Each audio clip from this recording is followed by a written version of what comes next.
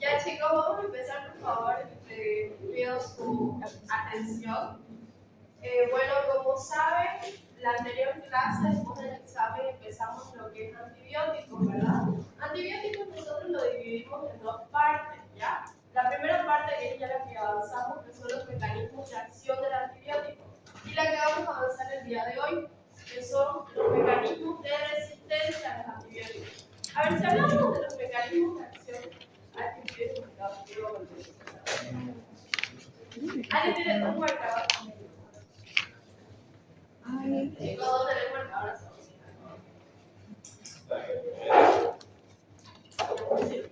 Vamos a avanzar lo que hicimos. Cuando hablamos de mecanismos de acción,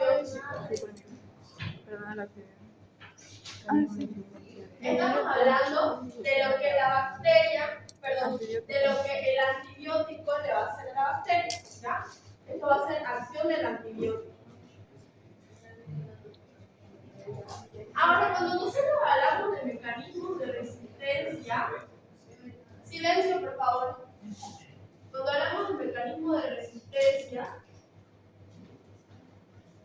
estamos hablando de la acción de la bacteria, del microorganismo, frente a el antibiótico. ¿Okay? Va a ser la respuesta que va a generar la bacteria a ese antibiótico. ¿Okay? Sea inhibiendo los mecanismos de acción de la bacteria. ¿Me entiendes? Perdón, del antibiótico. ¿Ya?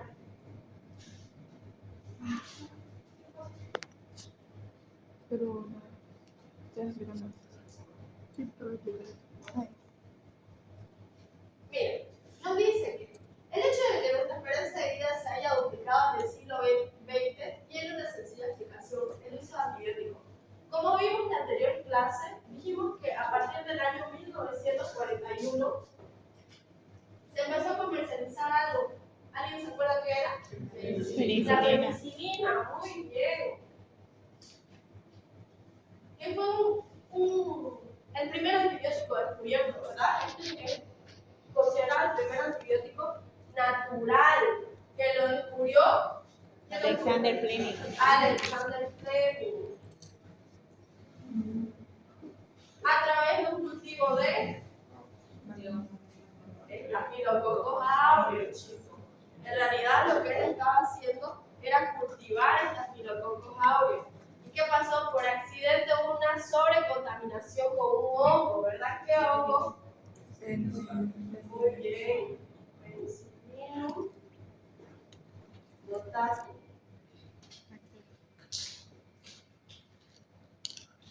Muy bien. Entonces, este hongo se extrajo una enzima que era el principio activo, que es la penicilina, ¿no? Entonces, desde acá, chicos, esto marcó un antes y un después para la forma en la que, o el escenario que nosotros teníamos frente a las enfermedades infecciosas, chicos. Pasamos de tener pacientes que morían por una neumonía, morían por infecciones como una meningitis, a pacientes que empezaron a ser tratados, chicos. Empezaron a ser tratados, ¿ya? Nosotros antes percibíamos estas enfermedades como incurables, ¿entienden? Los pacientes morían. Llega el antibiótico y la esperanza de vida aumenta. ¿Ok? Por eso dice, ¿no? Otra cosa, la penicilina es un antibiótico que se utiliza como primera línea para una infección, una ETS o ITS. ¿Alguien sabe cuál es? Sífilis, muy bien, Daniel. Bien, Daniel. Sí. Chicos, la sífilis es súper complicada, es gravísima si no se trata.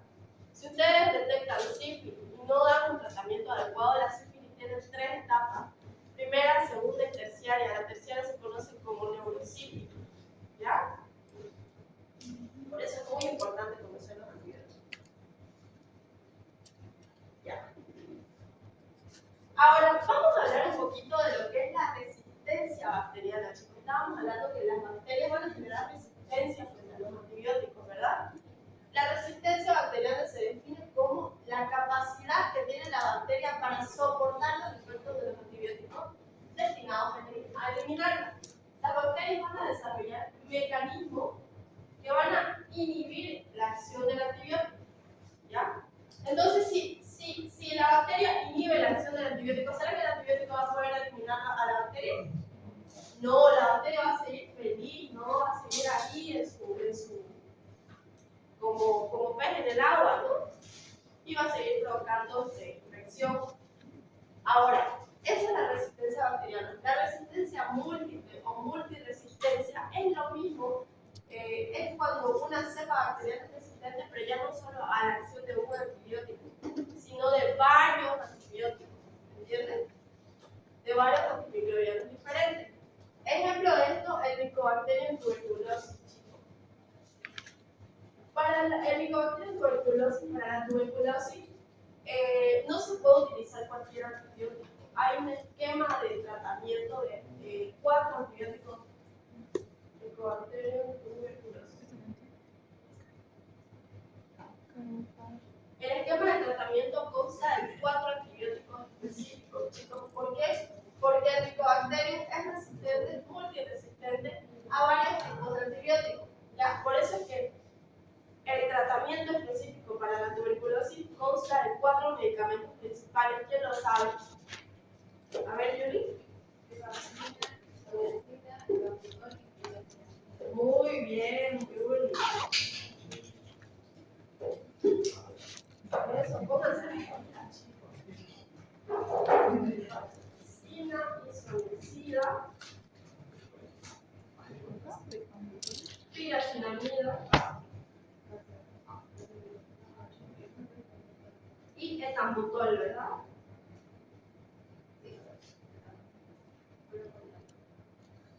Esto es P, chicos. ¿Ya? Tratamiento o fármacos para tratamiento de tuberculosis, rifamicina, isoniazida, piracinamida y etambutol. ¿Ya? Primero 4 meses intensivos, primero 2 meses intensivos y luego 4 meses posteriores se hace tratamiento solo con rifam y con piso. Ya lo vamos a avanzar cuando veamos tuberculosis. Pero nos quedamos con eso, que la resistencia bacteriana es los mecanismos de resistencia a los efectos que son inhibidos por parte de la bacteria frente a la acción del antibiótico, inhibiendo su acción y evitando que estos sean eliminados, ¿no? Y la multiresistencia es lo mismo, pero cuando la bacteria es resistente a muchos antibióticos a la vez, o más de 2. ¿Ya? Ahora, los tipos de resistencia, chicos. La resistencia de las bacterias va a ser de 2 tipos, la natural y la intrínseca, y la adquirida o extrínseca, chicos. La natural y la intrínseca nos dice que es una propiedad específica de la bacteria salvaje previo a contacto con los antibióticos. ¿A qué se refiere esto, chicos?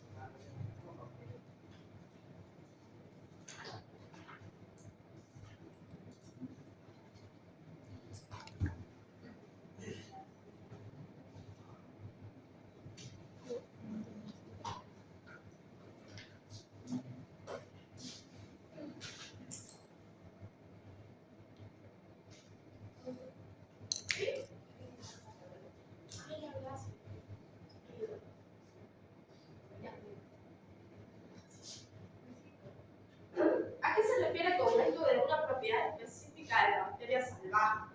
Miren, ahí nos da el ejemplo del micoplasma. ¿Quién se acuerda cuál es la característica del micoplasma? Exacto, eso, muy bien, Daniel, sí, empezar a darle la frente. Sí, me gusta, me gusta. Entonces, imagínense que esta bacteria es un micoplasma, ¿ya? ¿Cuál es la característica? Que el micoplasma no tiene pared celular, chicos. ¿Ya? No tiene, por naturaleza, el micoplasma no tiene pared celular. ¿Cuáles son las otras dos bacterias? Las cuales no se tiñen con la tinción de Gram. Micoplasma, espiroquetas y los micobacterios, ¿no? Micobacterium, micoplasma y espiroquetas no se tiñen por la tinción de Gram. ¿Por qué? Porque la tinción de Gram, ¿a dónde actúa principalmente su sitio activo? La pared celular. ¿Y si el micoplasma no tiene pared celular, será que va a teñir? No. Algo similar pasa acá. Recuerden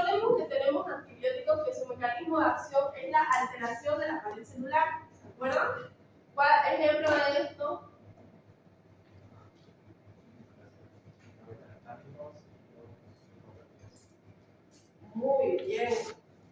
Beta-lactámicos y glicopéptidos, ¿no?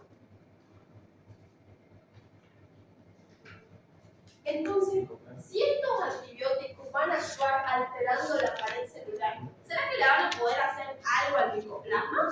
Si el micoplasma no tiene pared celular, ¿van a tener sitio de acción?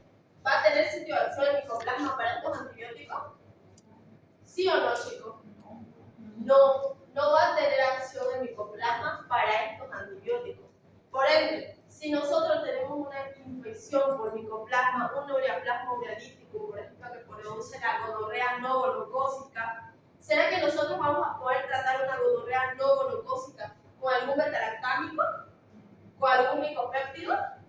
No, chicos, no, porque estas bacterias no tienen el sitio de acción de estos antibióticos. A eso se le denomina la resistencia natural de salvaje de la bacteria, chicos. Que por naturaleza propia de la bacteria no ha sufrido ninguna mutación, sino es la naturaleza de la bacteria, que en este caso es el no tener pared celular, no va a tener sitio de acción para algunos antibióticos. Por ende, va a ser resistente a la acción de los mismos. ¿Se entendió? Ahora, vamos a ir con la resistencia adquirida o intrínseca. Esta resistencia ya no depende de factores naturales de la bacteria, ya depende de mutaciones al contacto con bacterias salvajes, de la bacteria salvaje con factores externos, chicos. O sea, la bacteria salvaje, en este caso, podría llegar ya, imaginemos que no es un micoplasma, imaginemos que es otra bacteria que sí tiene pared celular. Se refiere a bacterias salvajes ya que no ha sufrido ningún cambio en todo su tiempo de vida. ¿Entienden? Entonces nos dice que la resistencia adquirida se va a dar cuando la bacteria salvaje tiene contacto con cosas del medio externo.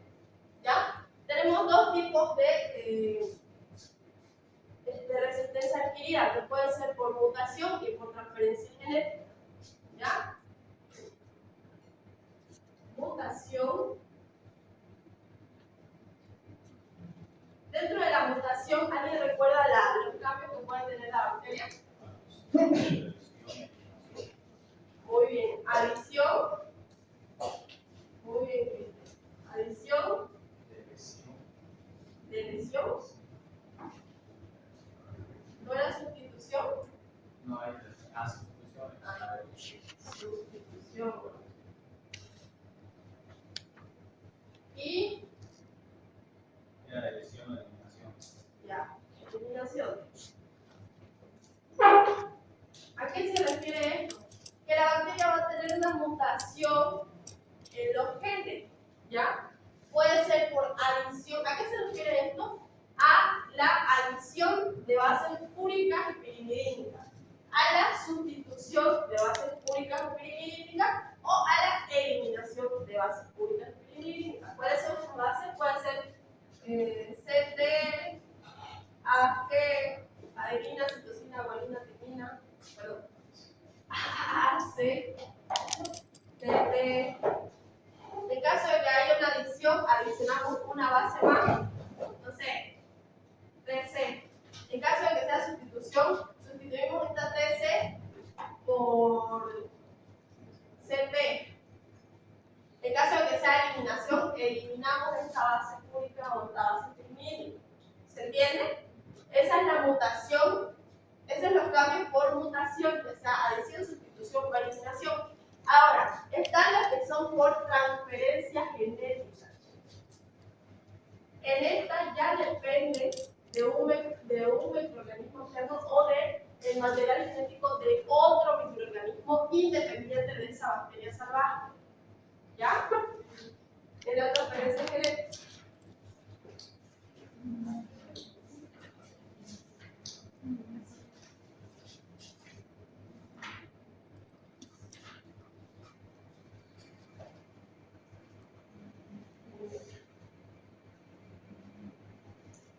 En esta vamos a ver que puede ser por transformación.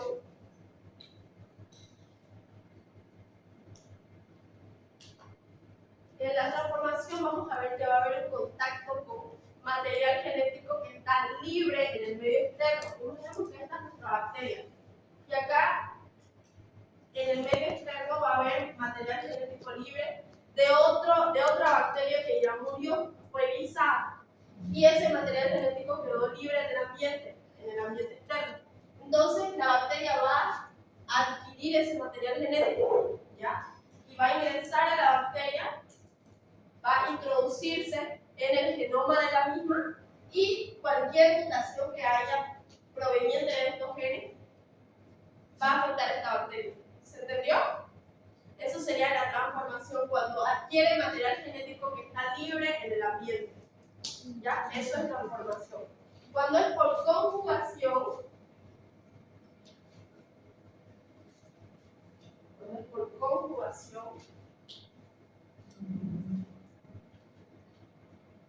es cuando una bacteria, otra bacteria, independiente de la bacteria salvaje, imaginen que hay otra bacteria.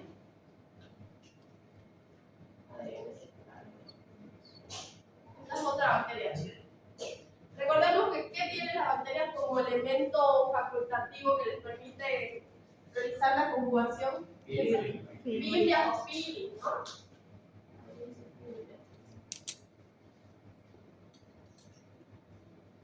¿Ya? ¿Y qué le permitía a estas filias o filis a la bacteria? ¿Cómo? Ya, muy bien. Estas filias o filis sirven como adherencia, ¿no? Entonces, las filias y los filis de esta bacteria se conjugan a la de la otra. Se adhieren. Y le va a transferir material genético en forma de ¿qué? Plásmidos, muy bien. Entonces se conjugan y esta bacteria le va a transferir material genético extracromosómico, que son los plásmidos. Entonces le va a transferir esos plásmidos. Y en esos plásmidos va a estar información genética de esta bacteria. Si esta bacteria tenía resistencia a todos los metalactámicos, le va a transferir esa característica a esta bacteria. Si esta bacteria tenía resistencia a la quinolona, le va a transferir esa característica a esta otra bacteria. ¿Se entiende? Eso sería la conjugación, chicos. Y luego está la transducción,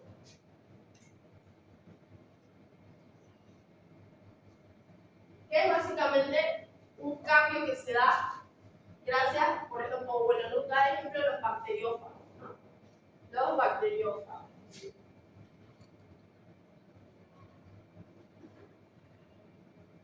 Es el tipo de cambio genético que se da en el caso de los bacteriófagos, la transducción, ¿ya? ¿Se entendió hasta ahí? ¿Todo? Ahora, nos dice por qué entonces se da esta resistencia antimicrobiana. ¿Por qué se da?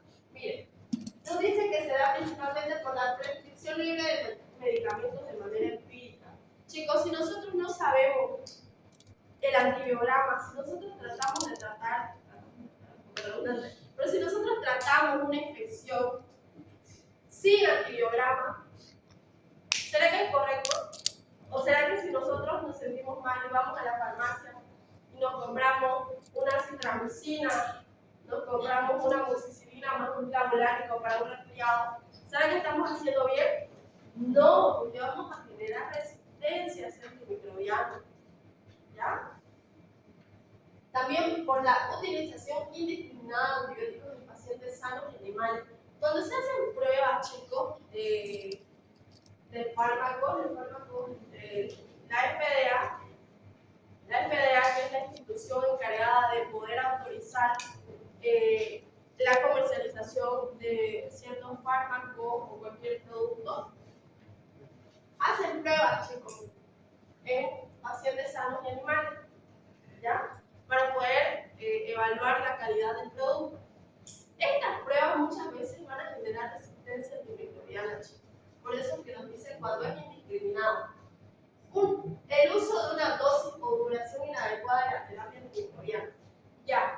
ustedes imagínense que van al médico, están enfermos de una faringitis retorcósica, ¿ya? Entonces ustedes tienen una faringitis, el médico les va a solicitar un tratamiento, ¿ya? Imagínense que ustedes son alérgicos a la penicilina, entonces el médico decide tratar con amoxicilina, clavulanio. Y el médico les indica que su tratamiento debe ser tomar cada 8 horas cierta dosis durante 10 días, ¿ya? Y ustedes los primeros 3 días toman bien, después al cuarto día se olvidan de tomar y toman una vez, toman. Al quinto día toman otra vez, al sexto día no toman, ya al décimo ustedes se olvidaron de su antibiótico. ¿Será que eso está correcto? No. No, estamos haciendo una duración inadecuada, ¿ya? O si el médico les dice va a tomar 500 miligramos y ustedes toman 200 para ahorrar, se compra una tableta de 500 y dicen, la divido en dos, una me tomo en la mañana, otra en la noche. ¿Será que es correcto? No, ¿verdad? Estaríamos también generando resistencia antimicrobiana.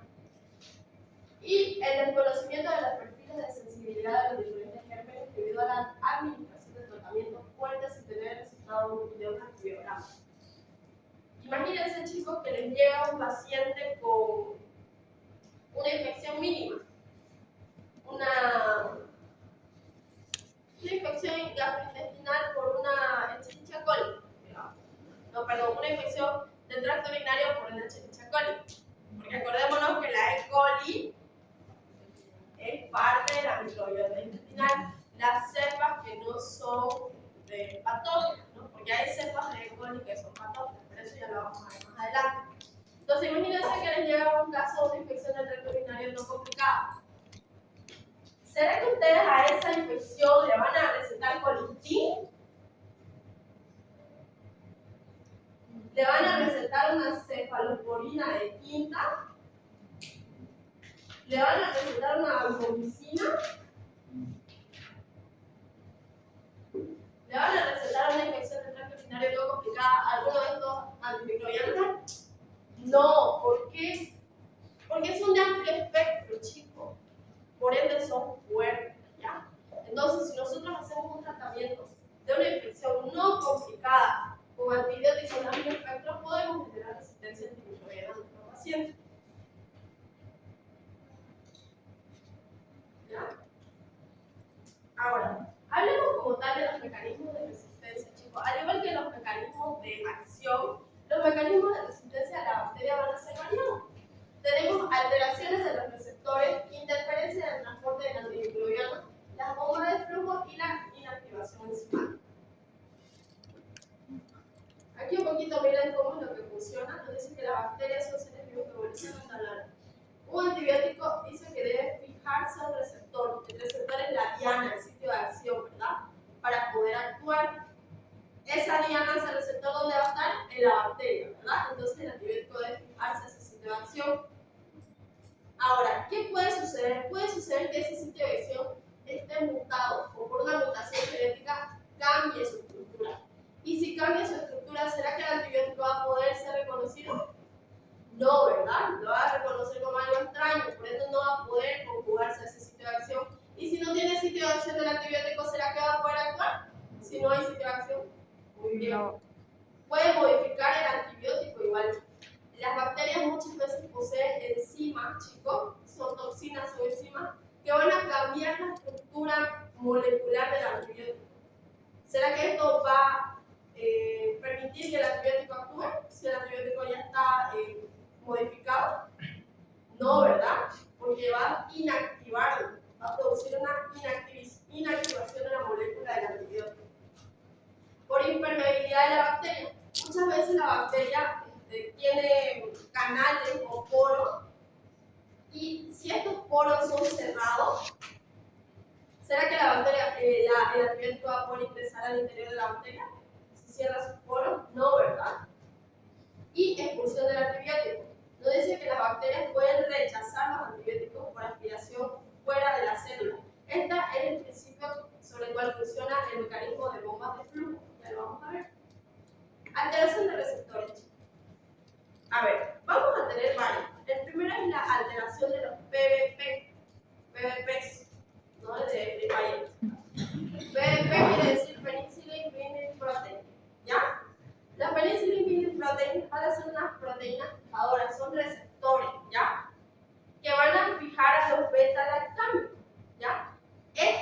este PVP va a ser un receptor que va a tener la bacteria, perdón, está en la membrana. Aquí no en la parecida, en la membrana. Que va a permitir que el antibiótico, que es beta-lactámico, se una, ¿ya? Va a ser el sitio de acción del beta-lactámico. Ay, no me dejo hablar.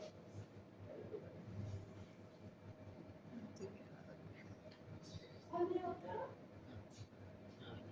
¿Cuál día? Sí, estamos avanzando en la doctora de organismo de resistencia.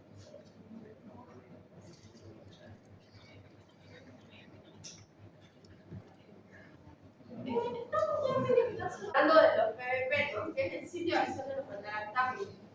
¿Ya? Se encuentra en la membrana citoplasmática de la bacteria, como les explicaba.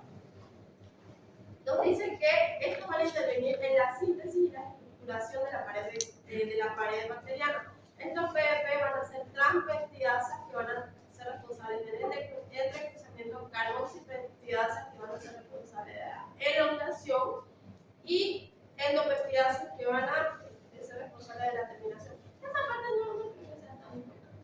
Lo que quiero que sepan es que los PVP son el sitio de acción de los beta-lactámicos. Entonces, si hay una alteración en estos PVP, si su estructura es modificada, ¿será que los beta-lactámicos van a poder unirse a ellos? No, ¿verdad? Por ende, esta bacteria va a ser resistente a lo qué? Beta-lactámicos. Muy bien.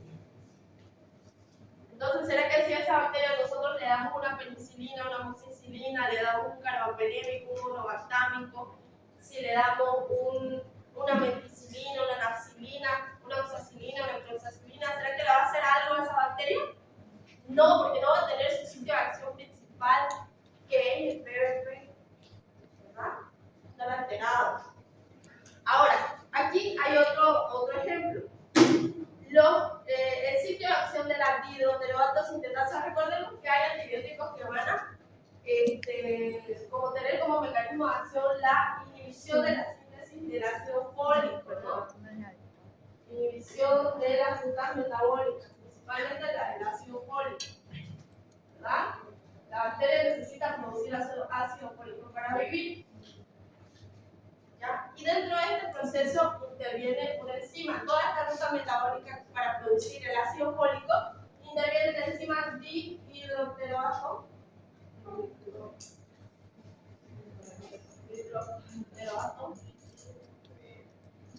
sintetasa.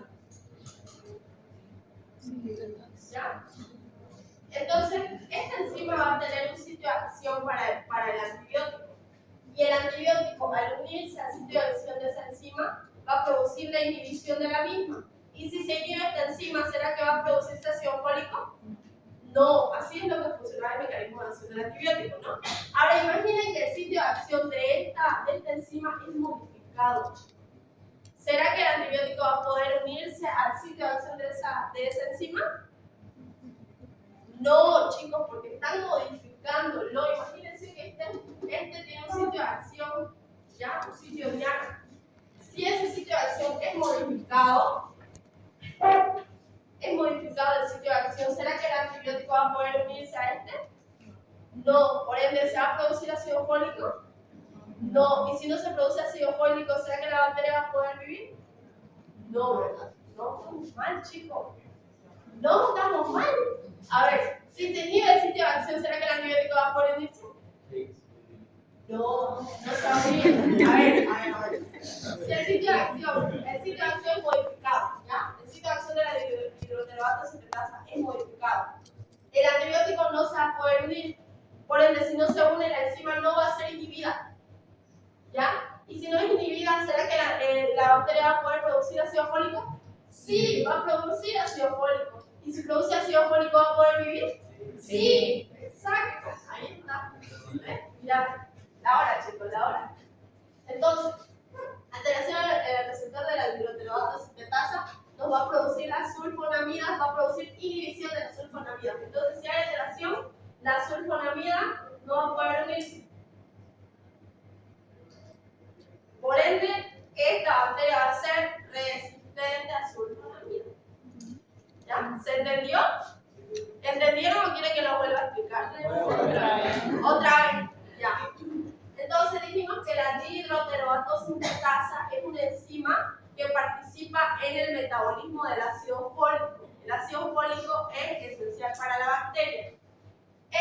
enzima va a tener un sitio de acción, una diana para el antibiótico, ¿ya? En este caso la sulfonamida. Entonces la sulfonamida se une a ese sitio de acción y va a permitir que se inhiba la acción de esta enzima, ¿ya? Se inhibió la acción de esta enzima y por ende no va a poder producirse ácido fólico, ¿ya? Y si no se produce ácido fólico, la bacteria no vive, ¿ya? Ahora, ¿qué sucede? La bacteria va a modificar ese sitio de acción, ¿ya? Modifica ese sitio de acción de esta enzima, ¿ya? Y si lo modifica, por ende, el antibiótico ya no va a poder unirse a ese sitio de acción, ¿ya? No se une, por ende, no inhibe a la enzima, ¿ya? La enzima va a seguir activa. Y si la enzima sigue activa, va a poder continuar todos los pasos del metabolismo y va a generar ácido fólico. Va a tener ácido fólico la bacteria, entonces va a vivir, ¿ya? ¿Qué hizo la bacteria? Modificó el sitio de acción de la sulfonamida para que esta no actúe, por ende va a seguir produciendo ácido fólico, por ende va a seguir viviendo. ¿Ahora se entendió? Ya. Lo mismo pasa con la dihidrofolato reductasa, chicos. La misma lógica, solo que ya no es la dihidrofolata citetasa, es la dihidrofolato reductasa, la cual, al ser modificado, va a inhibir la acción del trimetropin, ¿ya? Inhibe la acción del trimetropin. Lo mismo acá, chicos. La ADN quinasa autopoisomerasa. Al ser modificado el sitio de acción de esta enzima, va a inhibir la acción de la quinolona. Y lo mismo acá, en la ARN polimerasa, al ser modificado el sitio de acción de la enzima, no va a poder unirse a este sitio de acción de la rifampicina. Por ende, va a seguir produciéndose ARN, material genético de la bacteria, y si se sigue produciendo material genético, esto asegura la vida de la bacteria, ¿verdad? Y de esa forma se desarrolla resistencia a la rifampicina por alteración de receptores del ARN polimerasa. ¿Se entendió, chicos? Ya, muy bien. Ahora tenemos otro mecanismo de resistencia, que es la interferencia en el transporte del antimicrobiano. Aquí ya no estamos hablando de una alteración de receptores, estamos hablando de una interferencia en el transporte del antibiótico. ¿De transporte a dónde, chicos? ¿A dónde se va a transportar el antibiótico? A la bacteria, al interior de la bacteria, ¿verdad? Entonces, si hay una interferencia en el transporte del antibiótico a la bacteria, ¿será que si no entra la bacteria va a poder actuar? No, ¿verdad? Si no entra la bacteria no va a poder actuar. Tenemos acá la impermeabilidad de la pared. La bacteria nos dice que tiene, ¿se acuerdan que les mencioné que tenían unos canales? Estos son las porinas, chicos. Se ve ahí, ¿lo ven, verdad? Esos canales son las porinas. La bacteria, igual que cualquier célula, tiene una membrana, chicos. Una membrana semipermeable que impide el paso de algunas sustancias y favorece el paso de otras, ¿ya? Y lo hace a través de estos canales que son las porinas. A través de estas porinas nos ingresa el antibiótico, chicos, ¿ya? Y si esas porinas son cerradas, ¿será que el antibiótico va a poder ingresar? No, ¿verdad? No va a ingresar el antibiótico. Aquí está, miren, nos dice, las porinas son proteínas transmembranas que vuelven permeable a la pared de la bacteria permitiendo que entre el antibiótico. Pero si se bloquean las porinas, el fármaco no entra. Eso quiere decir, si las porinas se cierran, no va a poder entrar el antibiótico. Por ende, si no entra, no va a tener sitio de acción y no va a actuar el antibiótico. Por ende, va a ser resistente, ¿verdad? ¿Se entendió? Muy bien. Ahora, aquí hay algo un poquito más complicado, voy a tratar de explicárselo. Interferencia del transporte del antimicrobiano. Y aquí ya no se trata de alteración de la permeabilidad de la bacteria. Aquí habla del aumento de cationes divalentes. Los cationes divalentes, como ser el magnesio,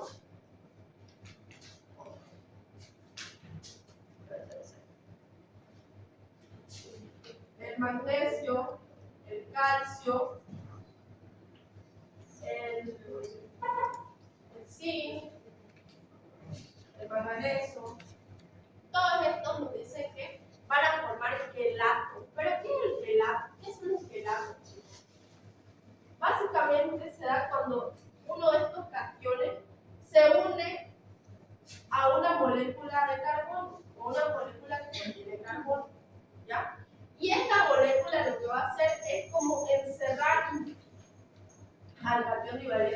¿Ya? Encierra, estos son iones metálicos. Lo encierra, lo encapsula, por ende lo inactiva. ¿Ya? Ejemplo de estas moléculas, quelantes, se llaman agentes quelantes. Agentes quelantes. El EDTA, a ver los de Hidalgo, ¿qué es EDTA? Los de Hidalgo, Cristian. ¿Quién más es de Hidalgo? Levanta la mano. ¿Quién más pasa con la doctora Hidalgo? Diego. ¿Qué es EDTA? ¿Qué? EDTA. ¿Qué significa EDTA? A ver los de Hidalgo, pues chicos. No, pues. Pregunta de examen de Hidalgo. Etileno. Bien.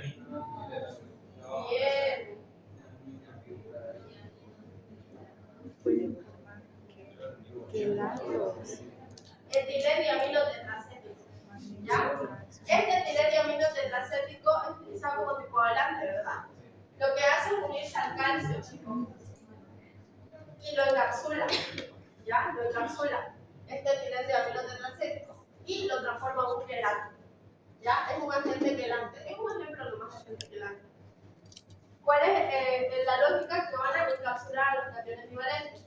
Y de esa forma, estos antibióticos, por si acaso, van a tener en su estructura estos cationes divalentes. Entonces, si este agente quelante los encapsula, va a disminuir la biodisponibilidad del fármaco. ¿Qué es la biodisponibilidad?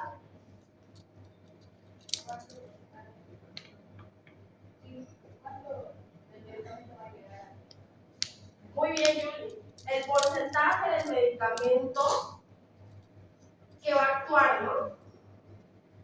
O que va a generar una reacción farmacológica, ¿no? Entonces, si estas moléculas son encapsuladas por el agente quelante, va a disminuir la biodisponibilidad del fármaco, por ende va a disminuir la acción del mismo. ¿Ya? ¿Se entendió? La creación del proceso por el cual los minerales se unen a moléculas orgánicas. Acá está lo que dice. Estos minerales, estos iones metálicos, se unen a agentes quelantes, que son moléculas orgánicas como el etileno tetracético, que es un ejemplo. Hay muchas otras moléculas orgánicas que también pueden llegar a producir esta acción. Esta es la quelación. El encapsulamiento por parte de moléculas orgánicas de estos cationes divalentes. ¿Ya? De estas moléculas de los minerales. Y de esa forma se disminuye la biodisponibilidad del fármaco. ¿Se entendió? Sí. ¿Seguro? ¿Seguro? Acuérdense de eso, chicos. Minerales, agentes quelantes, encapsulan a los minerales y esa es la quelación, chicos. Esta es la quelación. Entonces, si están quelados esos minerales, eso hace que la biodisponibilidad del fármaco disminuya. Y si disminuye la biodisponibilidad del fármaco, también va a disminuir la acción del mismo. ¿Ya? Quédense con eso. Sé que es un poquito complicado, pero hay que hacer un esfuerzo, chicos. Igual. ¿Ya?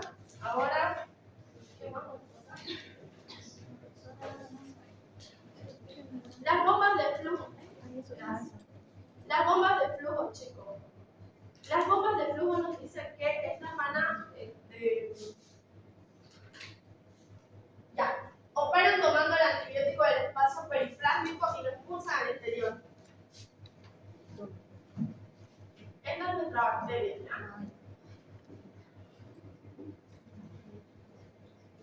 ¿ya?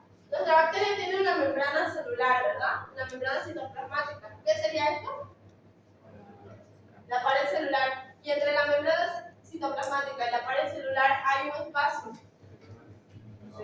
El nombre de ese espacio es espacio periplásmico periplasmático. Muy bien. Entonces, ¿qué hacen estas bombas de flujo, chicos?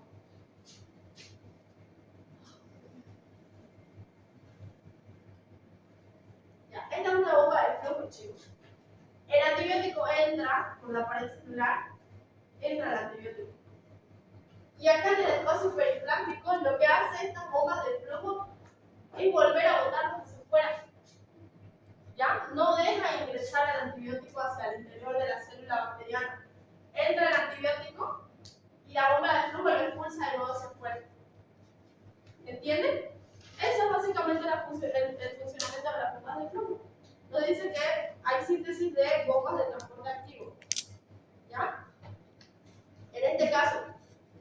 bacterias que produzcan bombas de flujo van a ser resistentes a todos los químicos. Todos. ¿Ya? Las bombas de resistencia activa o multi-drug resistant bomb operan tomando el antibiótico del espacio periplásmico, lo expulsan al exterior, lo cual evita que llegue a su sitio de acción. Hay dispersión de ATP en este mecanismo.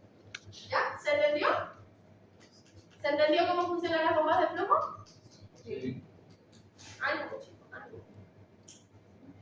Y acá está la última, el último de los mecanismos. La inactivación enzimática. Tenemos tres tipos. Inactivación por acetilación, en el caso del clorantienicol. Modificación de la adeninotransferasa, las acetiltransferasas y las fosfotransferasas, como los aminoglucósidos. La modificación de la fosfoetanolamina transferasa es la polimexina E. Esto no es necesario que lo entiendan muy bien esa parte, esto acá, sino más bien cómo actúan cuando hay inactivación enzimática. Esto es lo más importante. Esto sí. Inactivación enzimática. Desnaturalización de las beta-lactamasas. Las beta-lactamasas o penicilinases van a romper el anillo beta-lactámico de la penicilina. Entonces,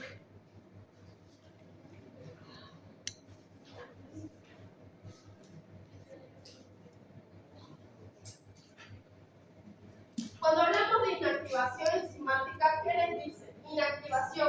Va a haber una inactivación del antimicrobiano o antibiótico por acción enzimática de la bacteria, es decir, una enzima de la bacteria, lo que estábamos hablando, ¿verdad? Una enzima de la bacteria va a modificar el antibiótico, por ende lo va a inactivar. ¿Se entiende? Ya. Entonces, en este caso, las bacterias van a tener, algunas bacterias van a tener las beta-lactamasas.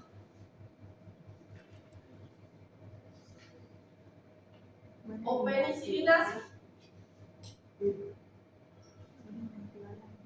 que son enzimas que van a producir una ruptura o rompen el anillo beta-lactámico de los antibióticos. ¿Ya?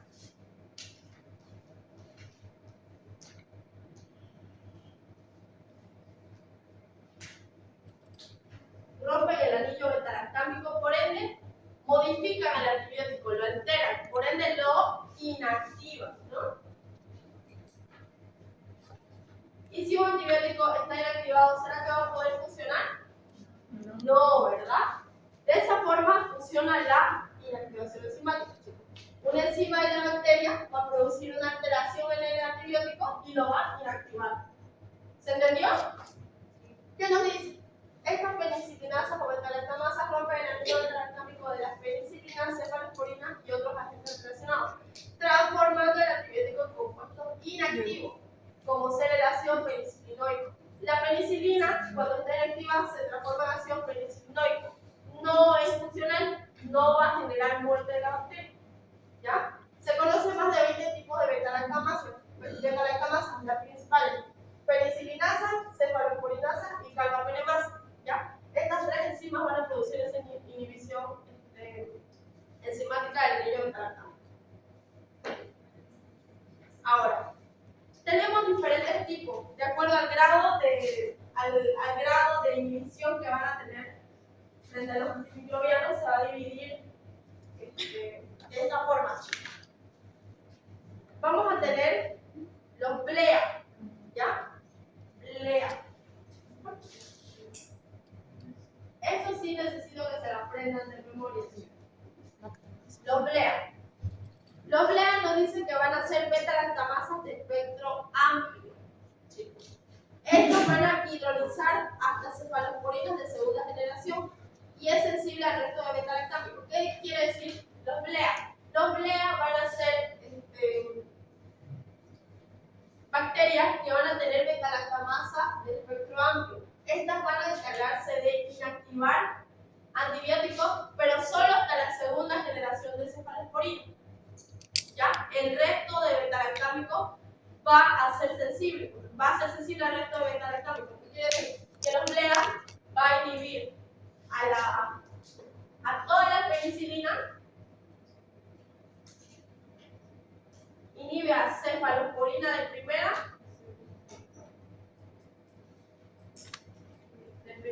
generación y cefalosporina de segunda generación. ¿Ya? Los inhibe y los inhibe.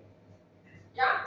Todos estos antibióticos, si es blea la bacteria, por más que le des, no le va a hacer nada. ¿Ya? Porque va a inactivarlo. Ahora, si vos le das una cefalosporina de tercera generación, una cefalosporina de cuarta generación, una cefalosporina de quinta generación, le das un carbapenémico o un monobactámico,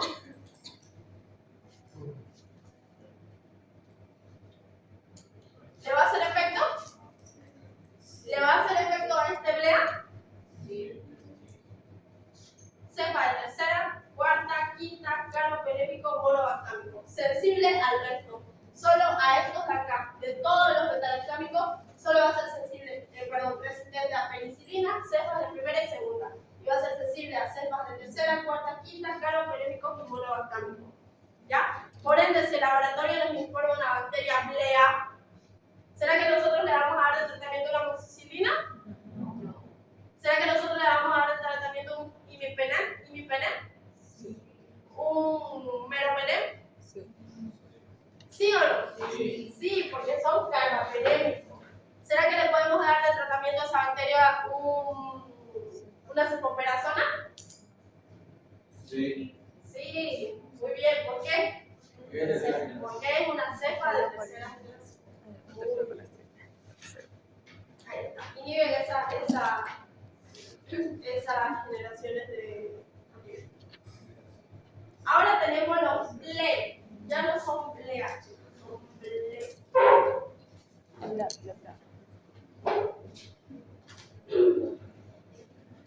Los BLE. Vamos a ver. Los BLE, chicos. ¿Qué quiere decir BLE? Beta-lactamasas de espectro extendido. ¿Ya? Estas beta-lactamasas van a hidrolizar penicilina, cepas de primera, segunda, tercera y cuarta. Chao tercera, chao cuarta. Y monobactámico. Chao. ¿Ya? ¿Qué quiere decir? Que estos BLE van a ser resistentes o va a inhibir a penicilina, a cepas de primera, cepas de segunda, cepas de tercera, cepas de cuarta y monobactámico. ¿Qué opciones terapéuticas te quedan para un BLE? Carbapenémicos y cepas de quinta, pero cepas de quinta casi no se usan. Entonces lo más fácil es carbapenémico. ¿Ya? Entonces, si ustedes les llega un reporte de laboratorio y les dice Streptococcus agalactiae BLE, ¿ya? Les ponen Streptococcus agalactiae BLE, ¿será que ustedes le van a dar una ceftriaxona? ¿Será que le van a dar una sulfixima? ¿Será que le van a dar un ceftibutem? Ah, se quedaron callados, un ceftibutem. ¿Qué dice? A ver, Daniel. No, pues chicos, el ceftibutem es de cuarta. ¿Ya? ¿Una ceftarolina le van a dar? Sí. Sí, porque es de quinta. Muy bien. ¿Le van a dar un imipenem? Sí. ¿Un meropenem? Sí. ¿Y por qué? Porque son carbapenémicos. ¿Qué opciones terapéuticas te quedaban? Cepas de quinta y carbapenémicos, ¿no? Ahí está, miren.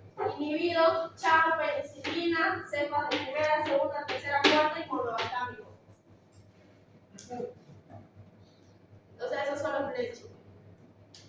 Ahí vamos un poquito más complicado.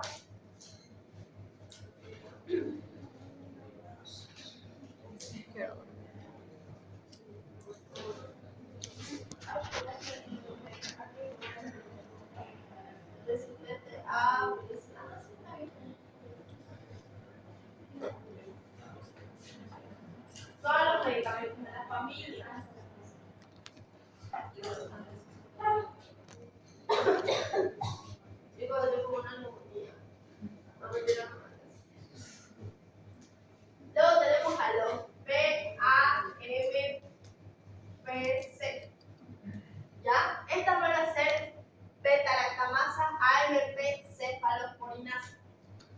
dice que estas van a hidrolizar cefalosporinas de primera generación, aminopenicilinas e inhibidores de beta-lactamasa. ¿Qué quiere decir? Estas van a hidrolizar, es decir, van a inactivar penicilinas, cepas de primera generación y penicilinas resistentes a penicilinas o inhibidores de beta-lactamasa. Pero mejor pongámoslo como penicilina resistentes a penicilinas. ¿Ya? Entonces, nos dice que estas beta-lactamasas AMP cefalosporinasa van a inhibir penicilina, cepas de primera y las penicilinas resistentes a penicilinasa. Entonces, si ustedes en el laboratorio les informan estafilococos, un acinetobacter, que es BAMPC, ¿será que ustedes la van a tratar como una meticilina? No. ¿Con una oxacilina? No. ¿Con una amoxicilina? No. ¿Con una roxacilina? ¿Por qué? Porque son penicilinas resistentes a penicilinasa, ¿verdad? Está acá, penicilinas resistentes a penicilinasa. Entonces, todas estas, por más que nosotros le demos tratamiento a esa bacteria, no le va a hacer efecto. ¿Qué opciones terapéuticas tenemos? A ver, díganmela ustedes. Por orden. Ya, a ver, ¿quién? Marianela, ¿qué opciones terapéuticas tenés para esta bacteria?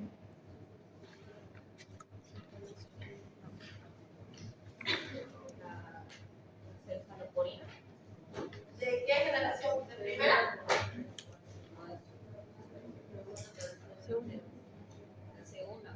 Ya, muy bien. Cepa de segunda. Natalia, ¿qué más tenés de opción? Cefalosporina de tercera. Cepa de tercera. ¿Qué más? Cefalosporina de cuarta. De cuarta, de quinta. ¿Qué más tenés de opción? Carbapenémico, monobactámico. Entonces, todo esto vas a poder usar para esa bacteria. Para Acinetobacter, Moganera, Proteus, Citrobacter, Enterobacter y Serratia. ¿Ya? Lleven todas esas y esas son nuestras opciones terapéuticas.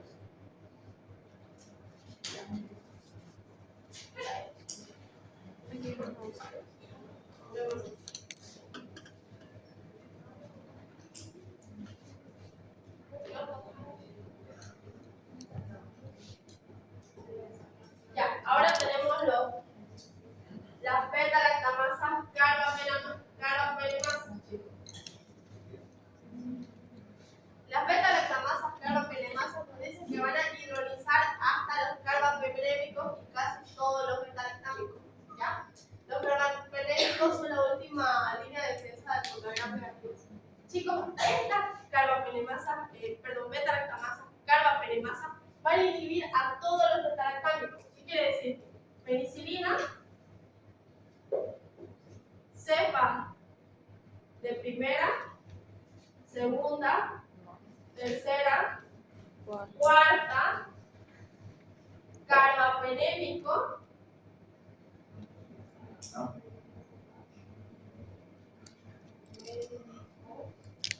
monobactámico.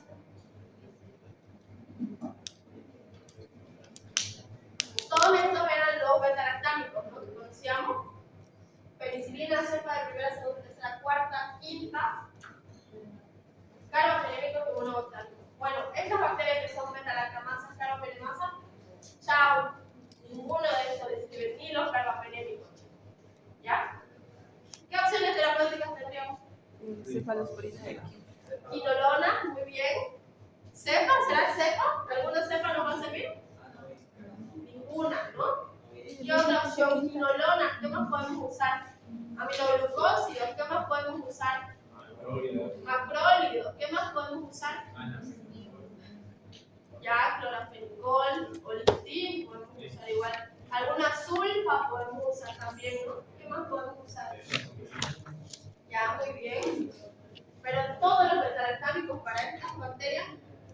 ser inútil. ¿Ya? Tendremos que buscar otras opciones terapéuticas. Ahí está. Beta-lactámicos, todo.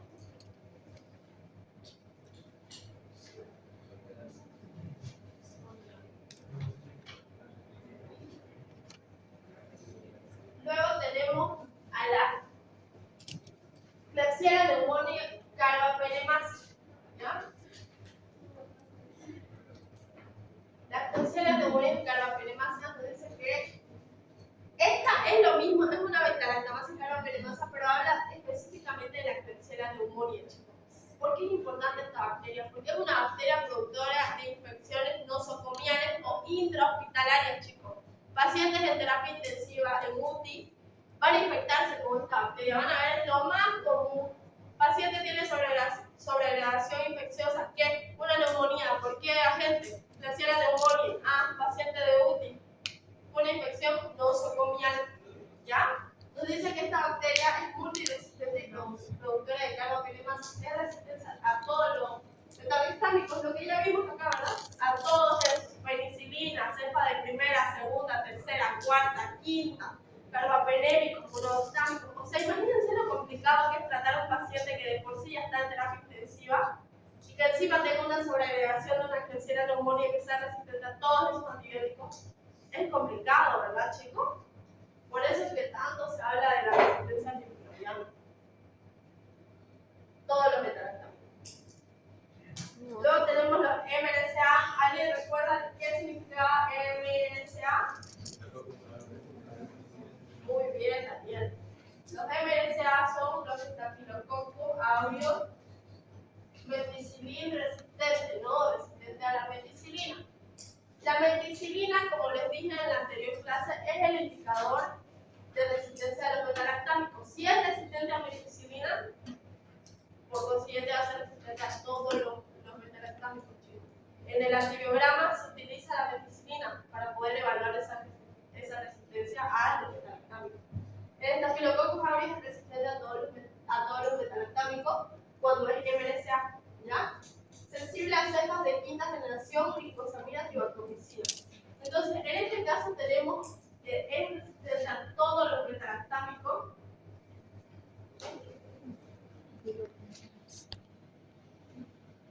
a excepción de las cepas de quinta, ¿ya?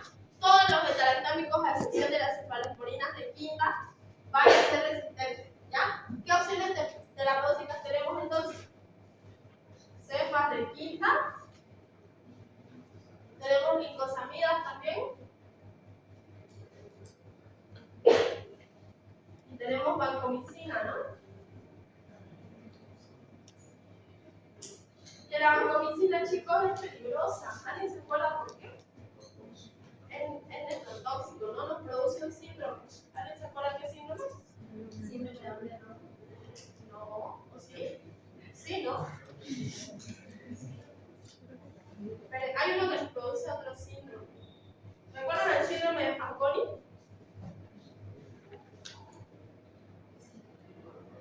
¿Recuerdan el síndrome de Fanconi? ¿No recuerdan el síndrome de Fanconi? Entonces, ¿quién me va a decir qué antibiótico era el que lo producía? Creo que sí es la vancomicina, chicos. Bueno, tarea para la casa. Si estoy mal, me regalo punto. Pero el síndrome de Fanconi, chicos, es una respuesta de nephrotoxicidad, ¿ya? Ciertos antibióticos, supongamos que es la vancomicina, nos va a producir un daño a nivel de los túbulos renales proximales. Por ende va a haber defectos en la reabsorción de aminoácidos, urea, proteína, glucosa. ¿Quién más se lo absorbe? Electrolitos. ¿Sí lo investigaste? ¿Qué antibiótico era?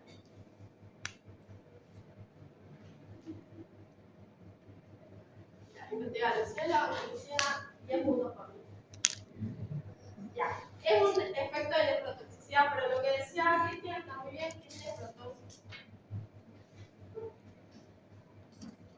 La mitacina no es nociva. No, El síndrome de Fanconi.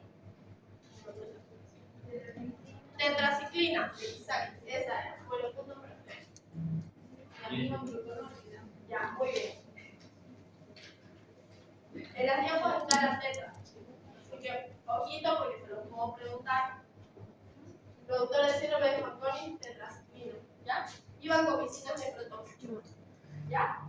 Entonces, ¿qué va a pasar? Nuestro paciente que presenta una MSA lo vamos a tratar con vancomicina muy normal que se desencadene una neumatotoxicidad, chicos. Ese paciente muy probablemente va a desarrollar insuficiencia renal, ¿ya? Por el tratamiento con vancomicina.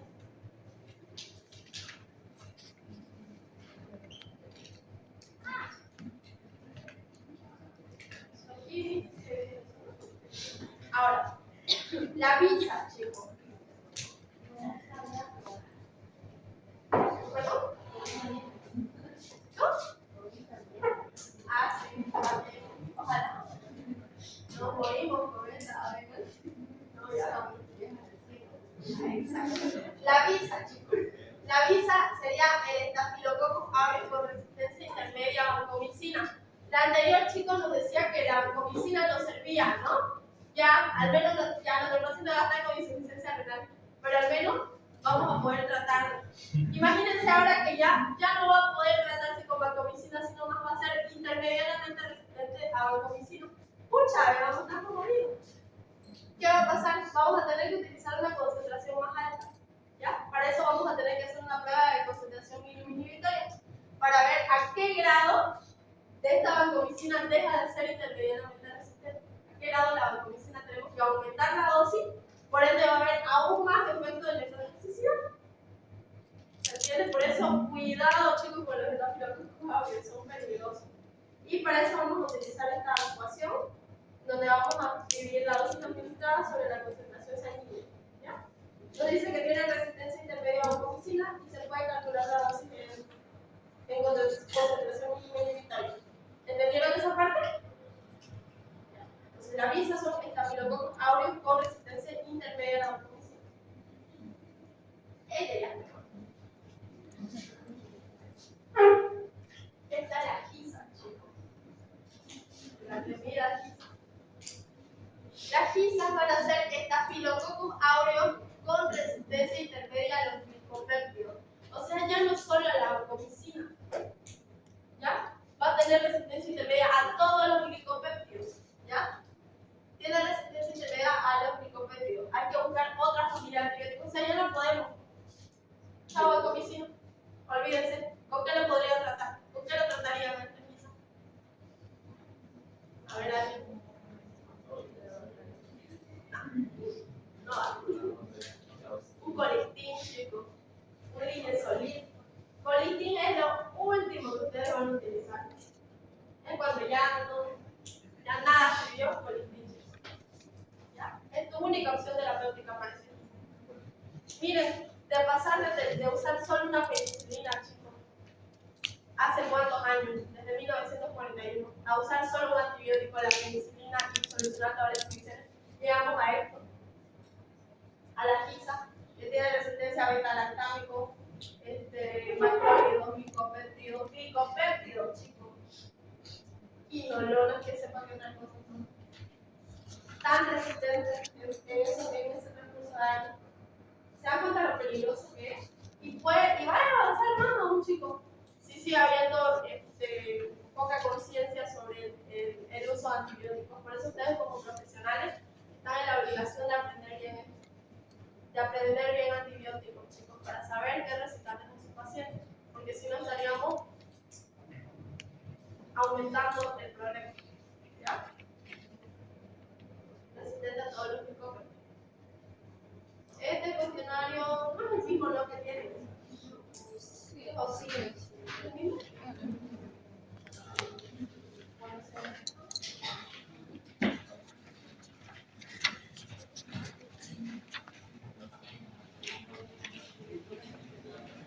¿Cuál es el concepto de resistencia bacteriana según el artículo? ¿Lo leyeron? No. Bueno, perdón. La capacidad de la bacteria para prevenir la acción de los antibióticos, la capacidad de la bacteria para producir sus propios antibióticos, nada que ver, la capacidad de la bacteria para mutar y volverse más agresiva, la capacidad de la bacteria para resistir a la acción de los virus, es la primera. A ver, ¿cuál es la medida de prevención de la resistencia bacteriana mencionada en el artículo? A ver, que me responda. El uso racional de los antibióticos. nivel de los antibióticos. Muy bien. ¿Qué es la resistencia natural y física de las bacterias, Frank? Es cuando la bacteria por sus propios genes, por cómo es, o sea, no ha tenido un contacto, por así decirlo, con un antibiótico y naturalmente ella va a ser resistente a ciertos antibióticos. Ya, por características propias, ¿no? De la misma bacteria salvaje, también llamada. ¿Qué es la resistencia adquirida, Carla? ¿Recuerda? Con su mutación y la transferencia genética. Principalmente por transferencia genética, ¿verdad? Proveniente de otra bacteria que ya es previamente resistente y le transmite material genético a esa bacteria para volverla resistente, ¿no?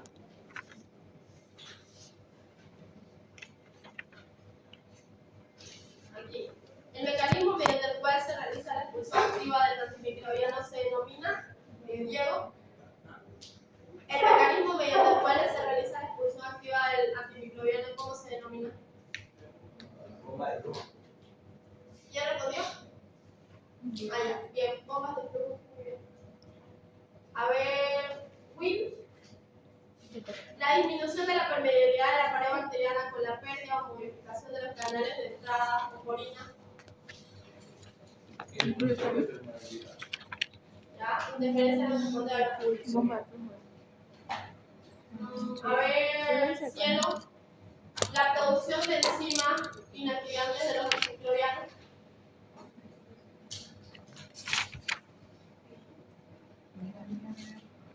El mecanismo mediante el cual se realiza la expulsión de antibióticos Inactivación enzimática. y acá el mecanismo que permite a la bacteria Y a ver,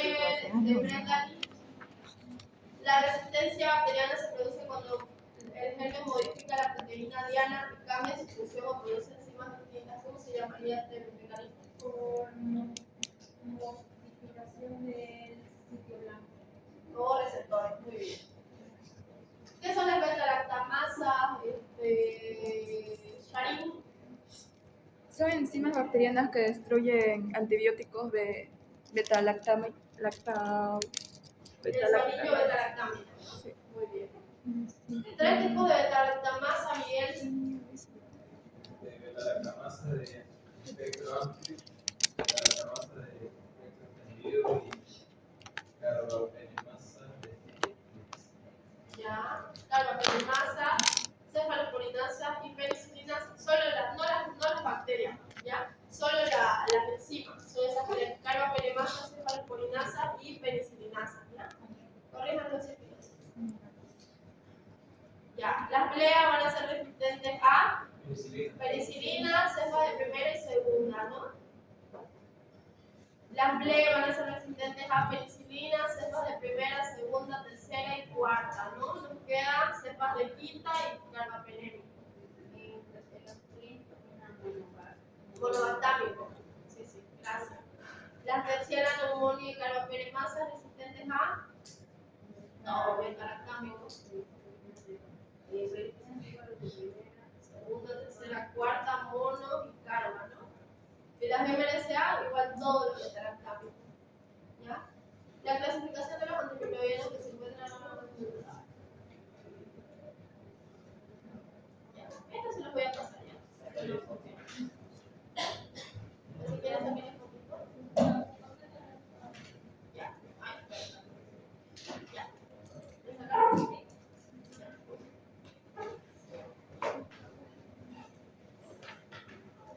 Revisar a la doctora. Miren lo que dice acá. En 2050 se espera que 10 millones de muertes sean atribuibles a la resistencia a antibióticos. Será la principal causa de muerte, chicos. Supera al cáncer y morirá una persona cada 3 segundos por resistencia a antibióticos. Entonces, es grave, ¿no? Aquí hay un montón. Sí, sí, enseguida. Voy a llamar lista ya, chicos, espero un ratito. Ahí va. O sea, anotaron todos en la lista.